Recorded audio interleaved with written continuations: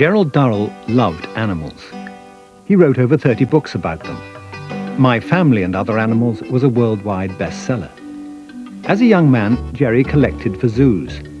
And when television arrived, he introduced animals to an even wider audience. But in his view, this is his greatest achievement. The Jersey Wildlife Preservation Trust, Durrell's Ark.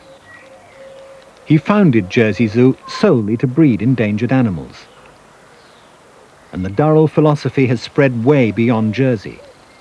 The trust helps conservation work in 70 countries around the world. His role has now been taken up by his wife, Dr. Lee Durrell. Gerald Durrell believed that zoos should protect, not exploit the wild. In an ideal world, and had he achieved what he wanted to achieve, then there would be no more need for this place, for the trust, for our breeding programs here. No need to keep animals in captivity. And so his fondest dream would be, finally, one day, to be able to close down the zoo because it was no longer necessary. The dream can only come true when vulnerable animals can be protected and supported in the wild. Mauritius is Durrell's dreamland. The Trust's greatest success is with this bird, the Mauritius Kestrel. 21 years ago, there were only 4 kestrels left, but now the population is over 300.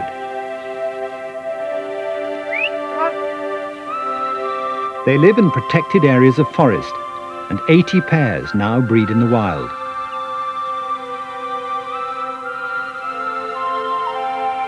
Most of the birds have no contact with humans, but a few are still monitored by the man who was responsible for their return, Carl Jones.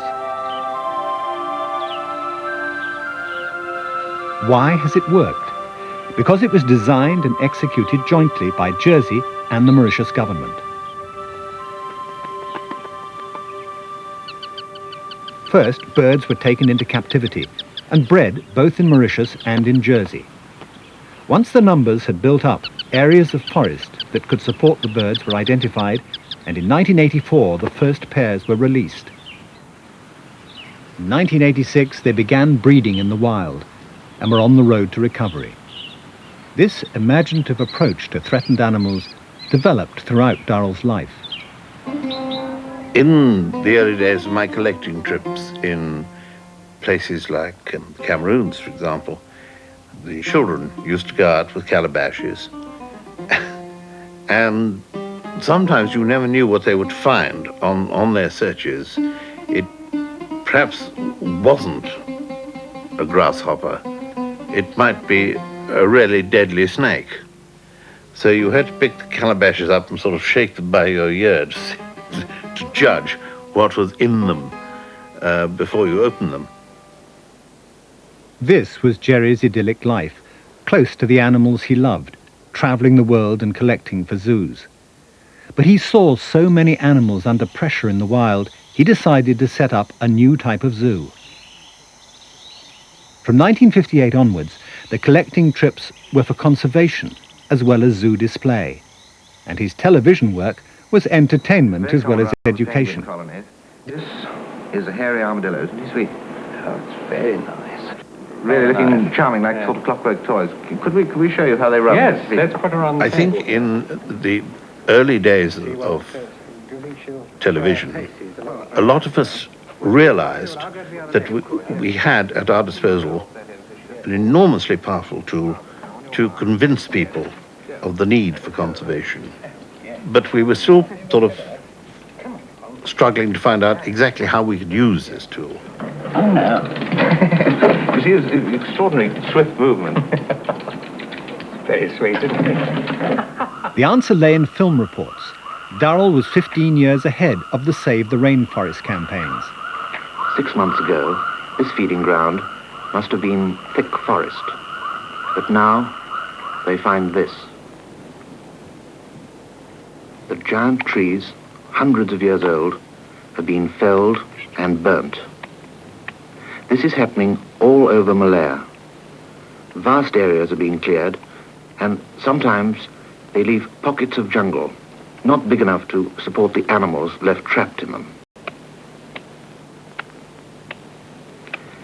And this is one of the reasons for it all. A baby rubber tree, which will, in a few years, be of sufficient size to be milked of its precious sap, vital to Malaya's economy. He was fascinated too by the interaction between animals and people, and sought out like-minded individuals who'd formed special relationships.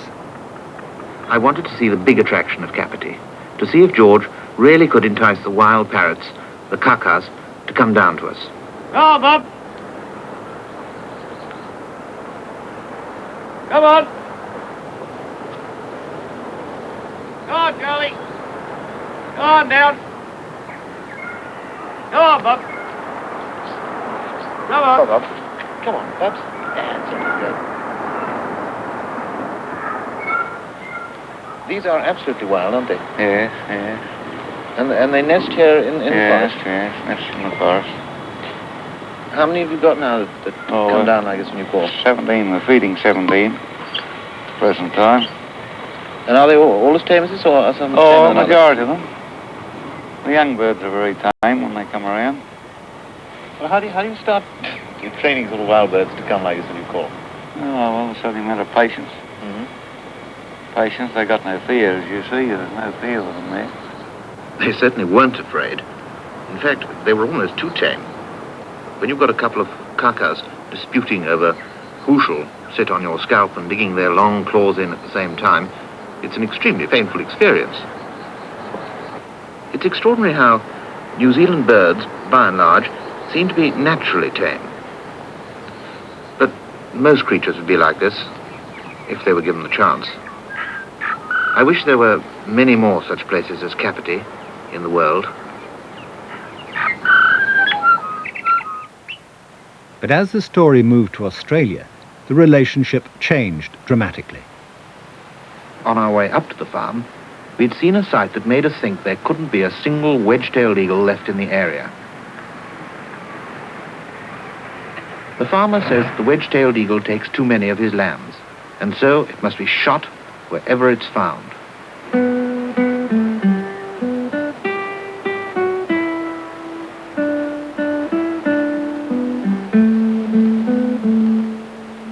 This farmer hung his trophies along the fence nearest the road to show people what an efficient farmer he must be to have created this eagle's Golgotha.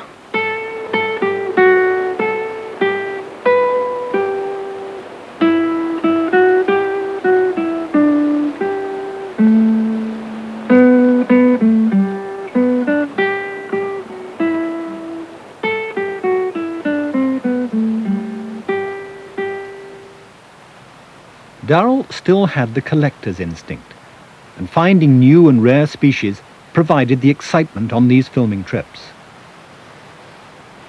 In a tree only a few paces away, we heard a rustle, and there we saw the creature that we'd hunted for so long.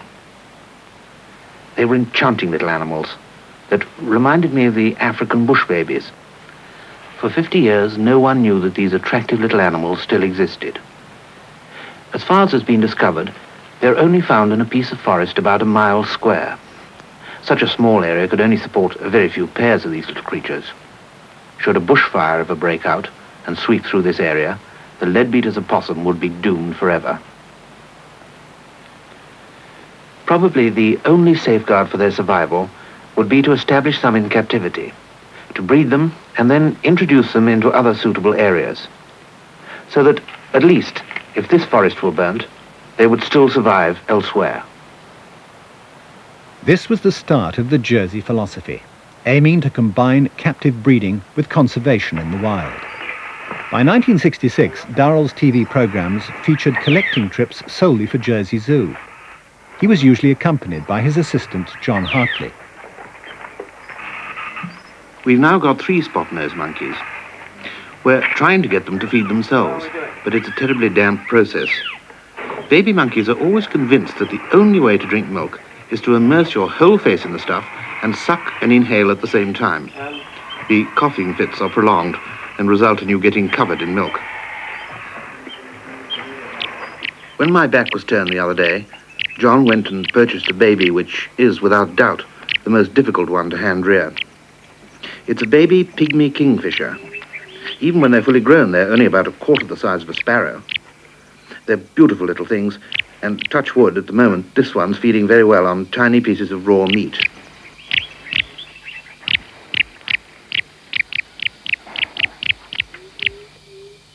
This sort of intimate contact was always very important to Durrell. But collecting also required close collaboration with local people. April the 16th, my first monkey drive. Now, driving animals on the ground is one thing, but driving animals that are perhaps 150 feet above you is quite another. As you drive them, you have to cut down the undergrowth. You surround them, in fact, encircle them and drive them into the core of the circle, chopping down the undergrowth as you go to try and seal off any escape routes.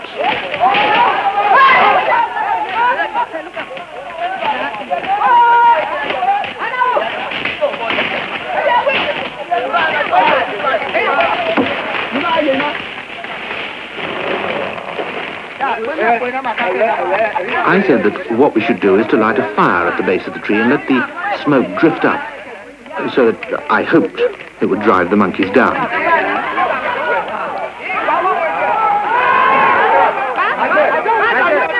If all the old ladies from Tooting Bec could see a monkey drive like this, they'd probably be scandalized and accuse me of cruelty.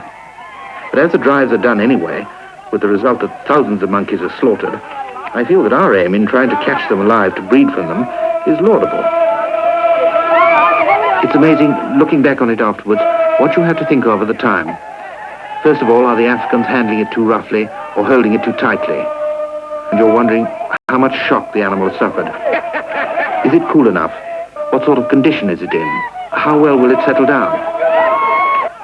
Really, one sometimes wonders whether this job is worth doing. In the late 60s, Jersey Zoo was thriving and pioneering its strategy for animals in captivity. There were no lions or giraffes purely for show. Instead, they concentrated on less glamorous species and worked on new breeding techniques. This requires genetic backup, knowing each animal's family history. And breeding is often easier if the animals have adapted to life alongside humans.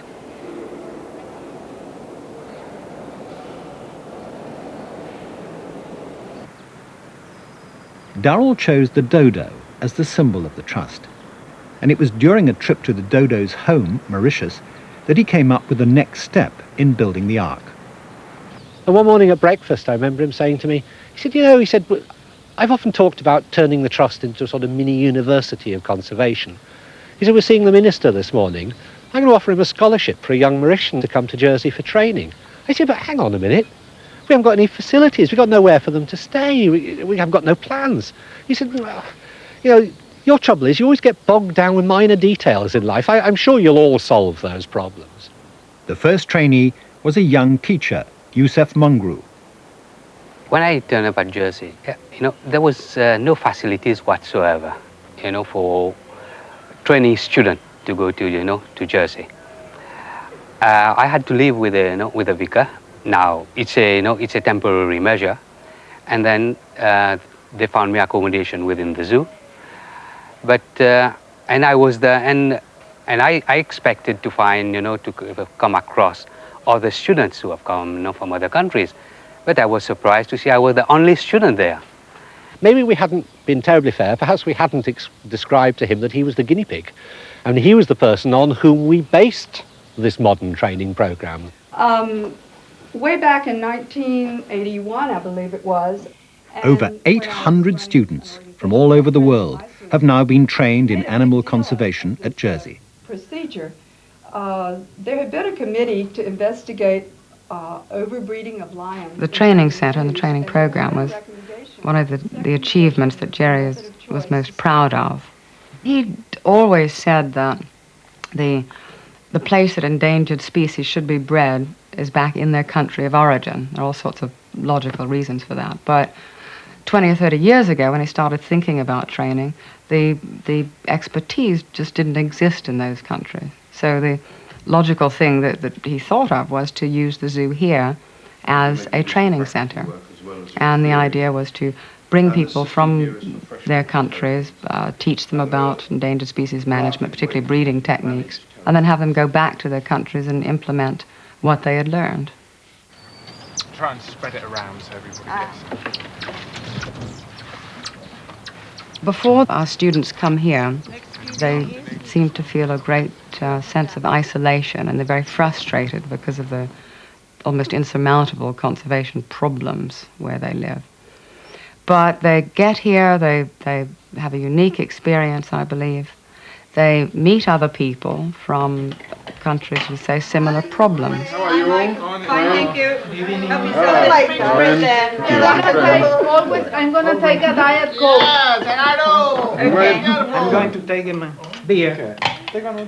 One of their favorite times of day is supper time. They've done their work for the day. They're sitting around the table. They're talking about the things they have to do when they go back home. And they find out that they're not alone. They can then all discuss solutions together. And when they return, they stay in touch with each other. There's a network that's being built up all over the world of former Jersey trainees. I work on the project in Just Wildlife Park, comparing my experience from Jersey Wildlife Preservation Trust. Many of the graduates go home to the conservation front line. In Brazil, primates are under threat, with 15 species on the endangered list. But Jersey trainees have helped to turn the tide of extinction. It was 15 years ago that the first Brazilian graduate, Claudio Padua, gave up his successful business career. To be a conservationist in Brazil, it's even difficult today. You can imagine that at the time I changed. The Brazilian people, they don't really understand in general what conservation is. Going to Jersey was very special. In fact, it was my first international experience. And was even more special because I was going to meet Gerald Durrell, a major hero of most of the conservationists in the world. And he asked me about the work I was doing with my professor in Brazil. And one thing that he was very clear is that I should carry on his work to help him in the conservation of primates. He said, help the primates in Brazil and be doing a wonderful conservation work. One primate that's benefited from the Jersey approach is the golden lion tamarin. For 10 years now, they've been released back into Brazil's forests. They're the first captive-bred primates to breed in the wild, and now make up 20% of the population.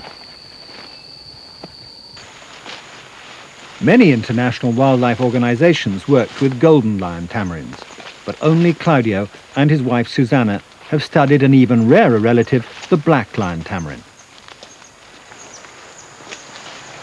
So this is the black lion tamarin. This is probably the most endangered species of primate in the world. When I started studying these animals, there were only 2 known populations in 2 fresh fragments in the western part of São Paulo. These populations were less than 100 animals. Today, after our studies, we found 4 new populations, and the numbers are a little bit less than 1,000. This species is still very endangered. And in this particular forest, we are studying 2 groups. A group with 3 animals, and a group with 4 animals that have now recently 2 babies. Now we have to go, they are calling. Claudio's been studying these primates for the last 10 years. Now he has help. From dawn to dusk, a group of young Brazilian scientists follow the monkeys in the 2 study groups.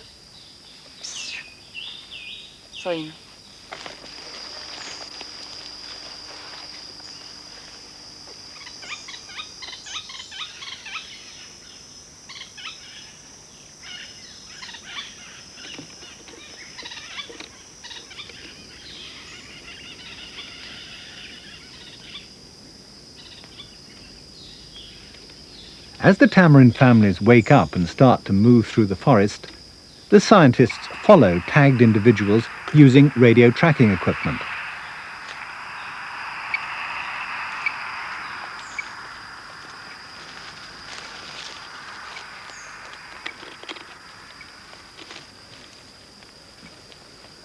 This provides the vital background for any reintroduction scheme. By studying the animals under normal conditions, Claudio's team will learn more about their ecology, age structure and genetics, and to recognize problems if they arise. We found, for instance, that one of the major problems they have is to live in small fragments of forest. Certainly a huge problem for any species. On the other way, we found, for an example, that they eat different fruits in different forest fragments. This way, we might have enough flexibility, ecological and behavioral flexibility, in a way that we can maybe translocate these animals and solve the problem they have living in different forest fragments. As well as catching the animals and moving them to new pieces of forest, Claudio has some simple ways of helping them maintain their range, by preserving corridors of forest and by bridging roads.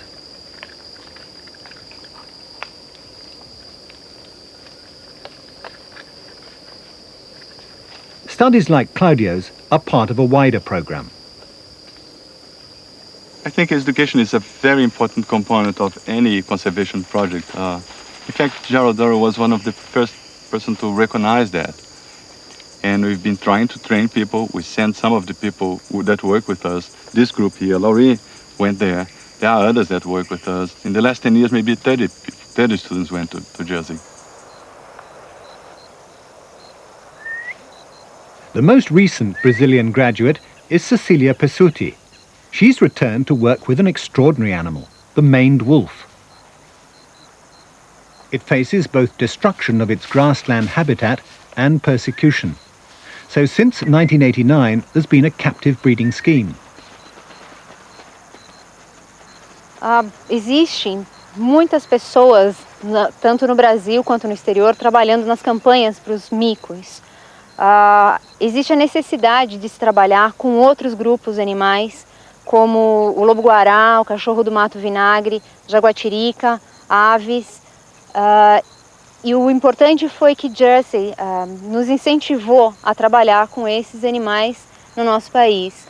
O projeto Lobo-Guará conta com mais 3 outros trainees de Jersey e o projeto Jaguatirica conta com um outro trainee, ex-trainee de Jersey. Biologia da conservação no Brasil é uma matéria nova. Muitos dos pesquisadores hoje são jovens, é uma nova geração de conservacionistas que existem no país. Uma boa parte deles foi ajudado por Jersey num primeiro momento e com isso a biologia está crescendo dentro do Brasil e nós, muito em breve, conseguiremos atingir um nível de consciência conservacionista muito próximo dos países desenvolvidos.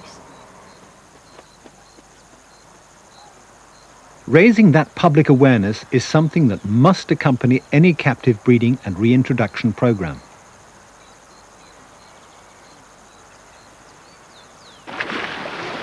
Good public relations has been central in saving a species on the Caribbean island of St. Lucia.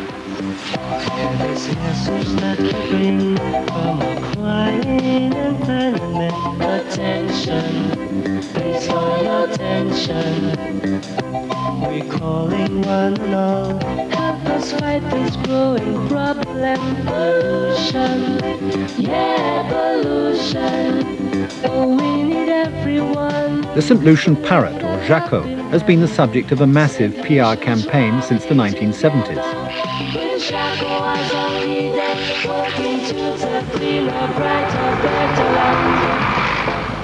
In 1979, it was designated the island's national bird. A captive breeding scheme at Jersey forged a link between the Durrells and the St. Lucian Prime Minister. Since then, 5 islanders have been trained at Jersey. Donald Anthony is the most recent graduate. He's now the forestry officer in charge of protecting St. Lucia's only species of parrot. This is Amazona versicolor, one of the rarest parrots in the world.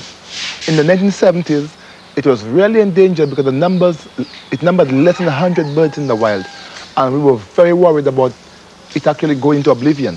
So we contacted Jersey because they have been very successful in breeding captive species or endangered species, and so we sent some birds up there in 1976. Not only the parrot went up there, But 4 of us, forest officers, went up to Jersey too for training. And this included myself, George, who is over there. George, when did you go to Jersey again? That was in 1980, April. Oh, April 1980. Yeah. And you also went back there, I think, in 82. No, that was in 89. 89, okay, Yeah, 89, for all right. And we also have Mary, who works in the zoo too, and Gloria. Gloria works in environmental education. And all of us were trained by Jersey. And now we're more qualified in taking care of our own endangered species.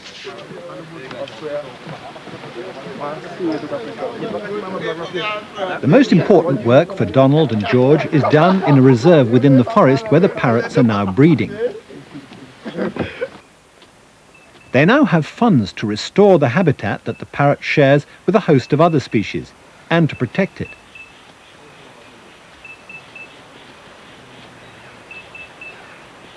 Well, in the early days, in the early 70s, there were hunters everywhere in the forest, literally.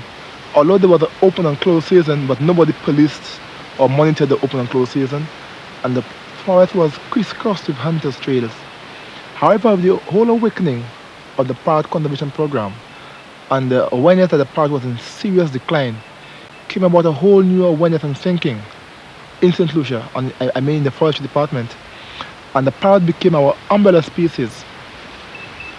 And with the conservation of the parrot, we were able to conserve its habitat and conserve all other trees and animal species in the forest. And by doing this, we have brought about an awakening in terms of conservation consciousness in the whole population.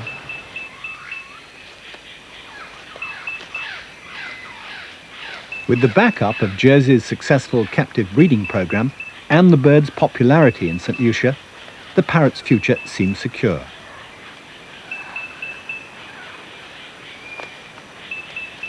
The challenge now is to turn PR campaigns towards less fortunate species. Parrots are very sexy birds, they're very pretty, they're feathery and that kind of thing. But with lizards or reptiles, it's a different story. If you want to see Zando, you'd have to call Zando. Zando still cannot hear you. Okay, children, this is Zando. Now, you mustn't be frightened of Zando. Zando is our friend. Now, you see how beautiful Zando is? You see his lovely colors? Now, this one is a male. It has a bright yellow, which is also in the color of our flag. Gloria Motley now runs the education program to help the St. Lucia whiptail lizard, and she's visited every school on the island. So we have to protect Zando. Now you can The aim is simple. Most St. Lucians hate snakes and lizards. So by giving it a name and making it a friendly character, Gloria hopes to soften the children's attitude to this endangered species.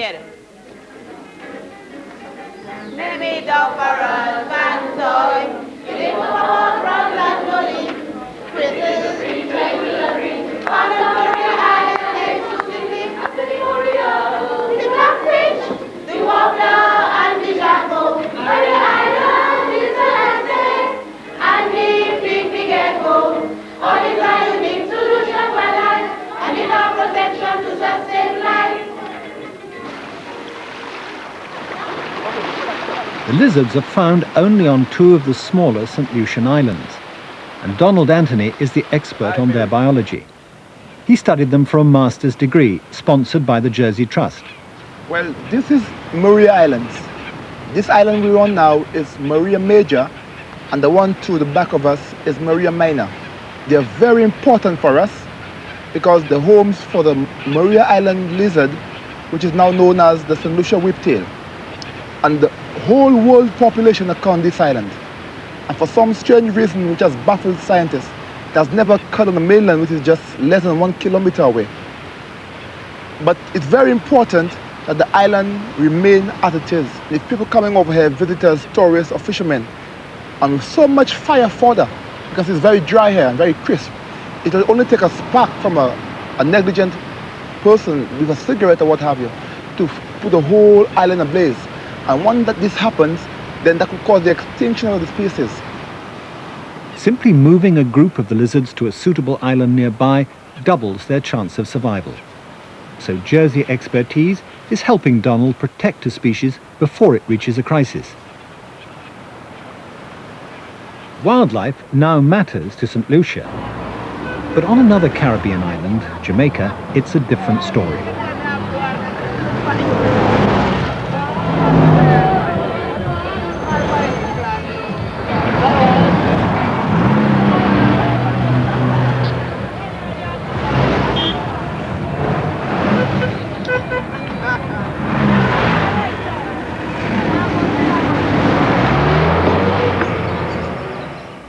Hope Zoo, Kingston, Jamaica. Rima Kerr is the Jersey graduate who's in charge. Morning. How are you doing? We've a small collection at the zoo. Much of it's still a menagerie, and that's unfortunately the only concept Jamaicans have of a zoo. And having been to Jersey, I know that you can make a commitment to conservation and still bring the public the kind of enjoyment that they're used to in a more traditional way. Rima inherited a very old-fashioned zoo and struggles to make it work on a budget of just £30,000 a year.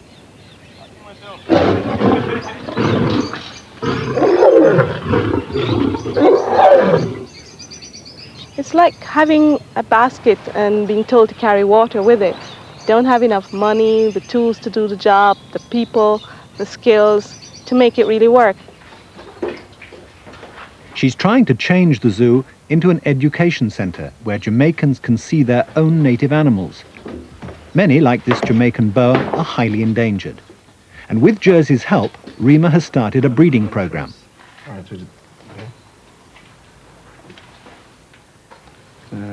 Can get some other feed 2 days' time. Jersey has supported me in my belief that Jamaican animals and Caribbean animals are the way to go. And they were the first people to really give me that kind of encouragement to say, you were right, you know, you continue on this path. Your native animals are important, and that's where your captive breeding program should be focused. And they did that. And that was when things were very difficult and people wanted to see elephants and giraffes. I got that support there, and that really kept me going. The most recent breeding programme has featured Jamaica's only native land mammal, the hutia, or coney. Conies are nocturnal, so few Jamaicans have ever seen one, and many people don't believe it exists. Those that have seen them are those that hunt and eat them. I've been out a couple of times, and in the past I'd come across a coney in a stew pot. Mikey Slew and his father Owen used to hunt conies professionally. It was a problem that Rima couldn't solve inside the zoo. Her only course was to persuade the hunters not to kill the animals they trapped, but to provide them for her breeding programme. Unfortunately, they have a hazy view of population dynamics. I made it, finally. So how's the population? Them breed up enough, and now we're coming like 1 million in the forest nearby to which part my village. No, Mikey, not a million. Many million. You over this one's dry cave. Billions over there. Yeah, but you're trying to make me believe that there are a lot here. So if we prove it, give we a work. Like we see if we can catch some coney. But when you know they like the sugar cane, you know they like the yam. Yeah. So why you plant them so close to the forest? To survive, we don't have enough land. The white man, they have all that level land. Owen and Mikey are unlikely converts to conservation. But Rima's contact with the local pig hunters has been more productive. This is the rarest reptile on the island. The Jamaican iguana. It's supposed to be extinct. The Jamaican iguana hadn't been seen on mainland Jamaica since 1890. And then 4 years ago, a pig hunter came to me and said he had one. He didn't tell me that at first. He wanted to be sure that I was going to do the right thing. So he told me he had seen it. When we finally discovered that he had the animal, we rushed out to his house. It was a little way away from Kingston. And as I looked in the container that he had it in, I see this animal, I realize this is a Jamaican iguana. You know, I just picked the animal up, barely told him thanks, and carried it back to the zoo. We then started to tell everybody, and I called Jersey and told him that, of all things, we'd found a Jamaican iguana. Jersey now pays Edwin Duffus, pig hunter, to warden the breeding ground within the iguana's fragile habitat. Yes, I love the wildlife, and I want to take care of the iguana because I need to protect them, because if there's nobody to protect them, then the dogs will come in and kill them, and even the mongoose will destroy them a whole lot, and we don't want that. So I love it, and I'm interested in it, and I intend to do it as long as it continues. Thanks to the vigilance of Duffus, more iguanas have been found, and some of them are now radio tracked. But their habitat is threatened by charcoal burners who cut the smaller trees in the forest.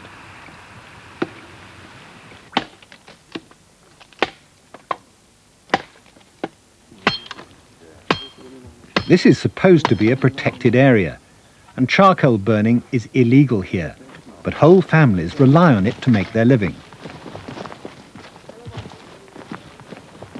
Rima has to intervene in order to protect the iguanas, with Duffus as a valuable intermediary.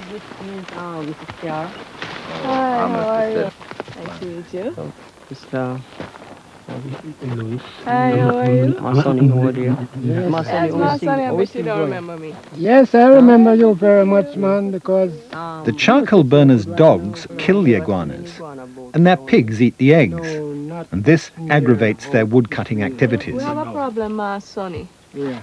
We know that the main population of the iguanas is nearby. Yeah. So we're trying to keep the forest intact. Yeah. In that area. So we're going to have to ask that you keep the cutting away from that area. Yeah, and I think we've discussed how that would work. Got that discussion already. Yes. And I try to keep it up. Right. And I will forever keep it up. Right. Because if I go further down, or any other one go further down, then we all got to leave. That's right. And I don't want to leave. Right. And for one reason, we are trying to... Several other organizations have supported the zoo, but in terms of long-term commitment and their willingness not to give up on us, Jersey has been the best and been the only ones that have been there in the long run.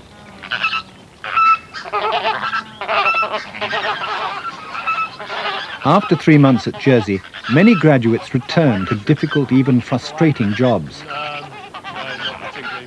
But they can be sure of one thing, the continued support of the Trust. Jerry absolutely hated to see the situation in which any other conservation organization would suddenly stop funding or supporting a project. You know, this happens. You get a grant for 2 or 3 years, and conservation is such a long-term process. You can hardly get started in 2 or 3 years. And then suddenly the money's gone, and what happens? The whole thing stops. This is something that Jerry really worked very hard to avoid, and believed strongly in, that in conservation you had to stick to the job, and it would take a long time. Nothing worth achieving could be done overnight, and he was very, very keen on that. And the best example, of course, is our project in Mauritius. Here, the Mauritius kestrel, the pink pigeon, and the echo parakeet are being saved from extinction. And the scientific knowledge of the Jersey staff has been integrated into government conservation programs. Last year, the Black River National Park was created, a safe haven for the rescued species. This will prevent encroachment from agriculture and hunting, and establish conservation as part of the island culture. The park is for the local people as well as the animals.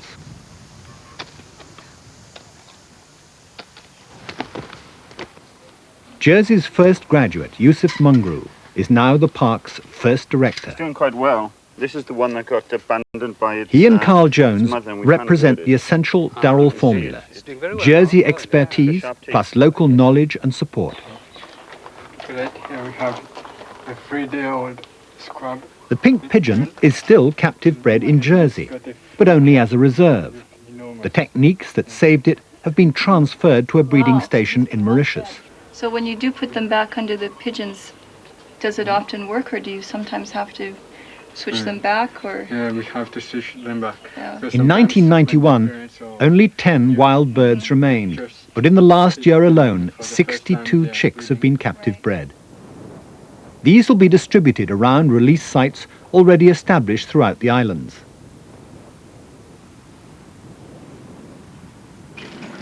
I'll have to get that new hopper up today or tomorrow, Catherine. With each group, there are students who support their transition from captive to wild.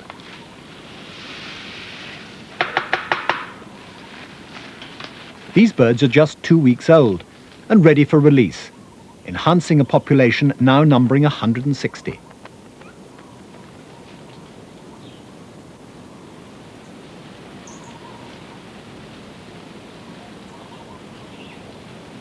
An excellent site as far as the pigeons are concerned is Île aux Aigrettes. Where is the nest? Just up here. They started nesting, found this nest yesterday, so we should go and have a look, see if there's any eggs up there. This is a male called Boomer. Here, the entire ecosystem has been managed to benefit the pigeons, and their progress is regularly monitored. There's no need to chase him right off. Let's just find out whether he's got any eggs. One's sort of semi-rotten, infertile, and one looks fertile. Oh, good. So one looks okay. Yep, one's okay. That'll do. Good. Well, Gerald Durrell originally thought we should take endangered species and try and breed them in captivity. So if they ever became extinct in the wild, we'd have a captive reservoir. But he also wanted to be able to introduce species back into the wild. That was a dream that he had very early on. Here on Île aux Aigrettes, we've developed that a step further. We reintroduce the birds back onto this island, but we also manage them as if they were captive ones, but they're actually quite free. We're taking out all the weeds, we've got rid of all the pest animals like cats and rats, and we're trying to turn it into a little piece of pristine Mauritius so that we'll have perfect habitat for the pink pigeons to live in.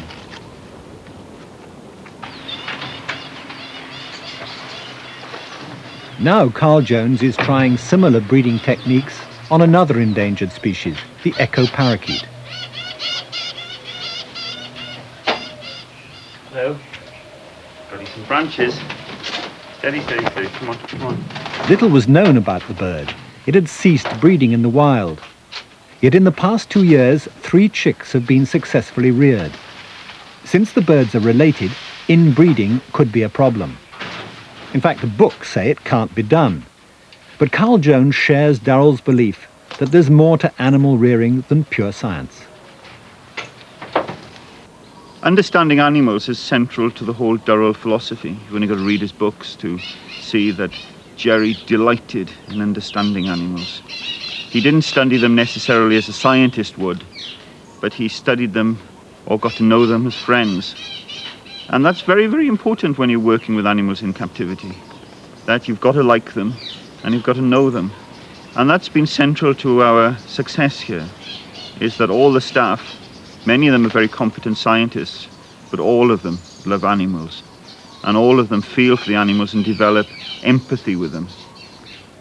Of course, you can't work with highly endangered birds without getting totally emotionally wrapped up in them. If they mean something to you, of course you've got to put time and effort into them. That effort's paid off for the Mauritius kestrels, now fully re-established in the wild. All Carl has to do is to keep track of them.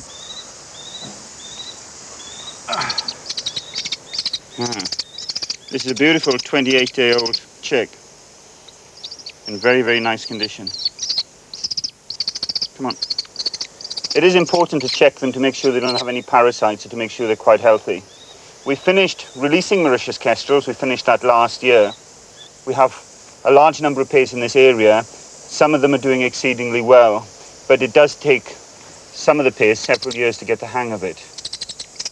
But it is important to make sure that these captive-bred released birds really can make it on their own in the wild. And you can see from that it's a little beauty. Lovely.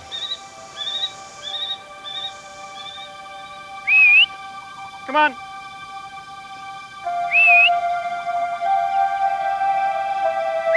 Come on. 21 years ago, there were only 4 Mauritius kestrels on Earth. Now, there are as many as the island can support.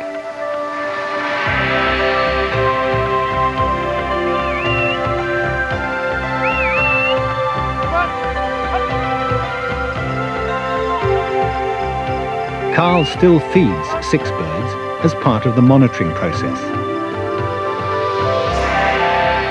There are another 300 living independently and safely in the forest.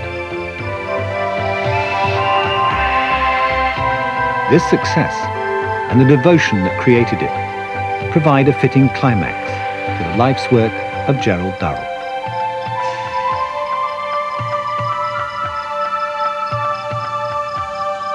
Jerry had a dream. Today his dream has come true.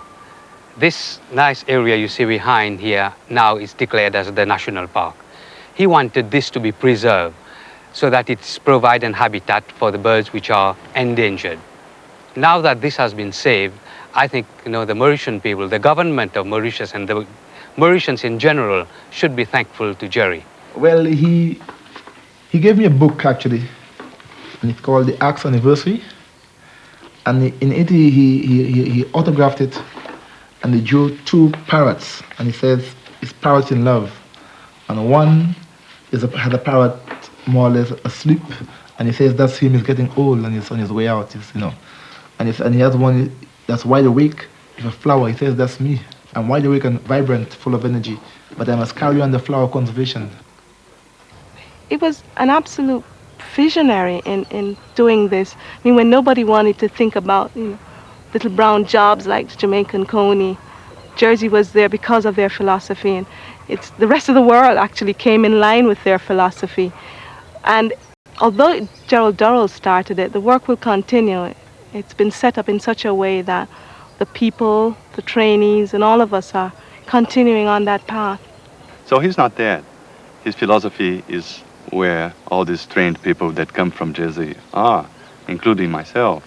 I mean, as I told you, I brought his philosophy and I keep going with it. Jerry's totally irreplaceable. And whenever I think of him, I can't think that he's not there anymore. He seemed to be a very immortal type of person.